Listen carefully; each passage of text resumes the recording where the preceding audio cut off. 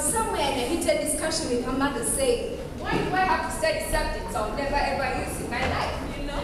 Her mother will look at her, blank-eyed, stiff her aside, think for a moment, and then lie.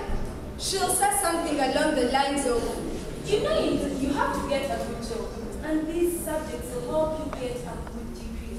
You see, I never had this opportunity when I was younger." And the child will reply, "But you were young a long time ago. What you have?" She won't reply because she knows what she says makes perfect sense. That society's needs will have changed since she was 16. So she'll ignore her, grip her hand most tightly, and then drag her to her room. What the child doesn't know is that her mother won't ignore her just to shut her up. She won't ignore her because there are guests in the house and an argument would look bad with her parental reasoning.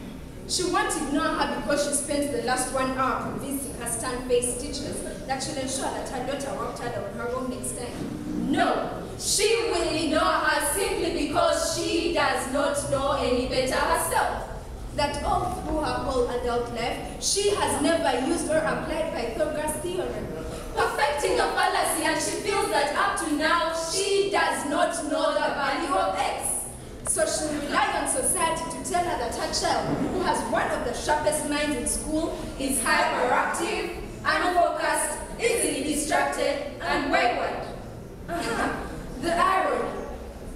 Students, how many equations of subjects for tests do you memorize just before an exam that you never use again?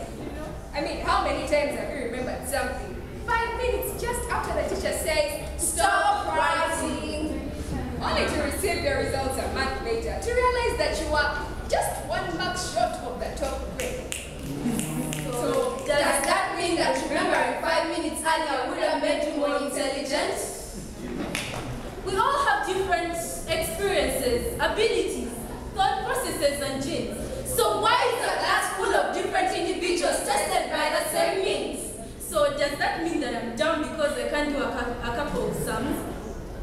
And if this issue is not addressed properly, it then becomes a self-fulfilling prophecy that schools have no audacity to have a policy preaching equality. Yeah.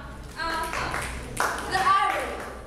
Do not let anyone tell you who you are or what you're worth, because it's the same society that tells you that abortion is wrong, but looks down on teenage parents, a society that preaches peace but endorses war, the same society that tells you to be yourself and then bombards you with advancements, making you live a life of pretense. A society where parents want to have graduated kids, but not what how rich Bill Gates or Tiger Woods is, yet neither ever got a university degree. All my life I've been told to follow where my teachers led, but what if I took my teacher out of the equation and learned to study myself? Is society afraid I'll find out that all this time I have been misled? Of course. The irony. Just as with tests, but finals are never final because they never prepare us for the biggest test, which is survival. Tell them. So what I suggest is fairly outlandish. So I don't expect everyone to understand this. Except for that he who knows what it feels like To be what? No more than that D or that A that you get on results day. Exactly. And the one whose best stories were never good enough for her English teacher because apparently you missed out key little techniques. And you did not follow the colonial plan to get yourself educated. And the language was too informal for her to understand. And then she references Shakespeare's Hamlet and Macbeth.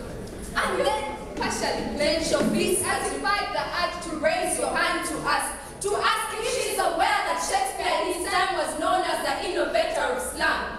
Or the kid at the back of the class who feels, why must I study something that gives me no drive? So, this one is for our generation. For the failures and the dropouts. the unemployed graduates, The world changers and dream chasers. The